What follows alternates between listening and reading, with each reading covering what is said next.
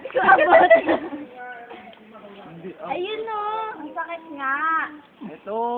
Abot ka na kay Diego na. Matakad ka na sa akin.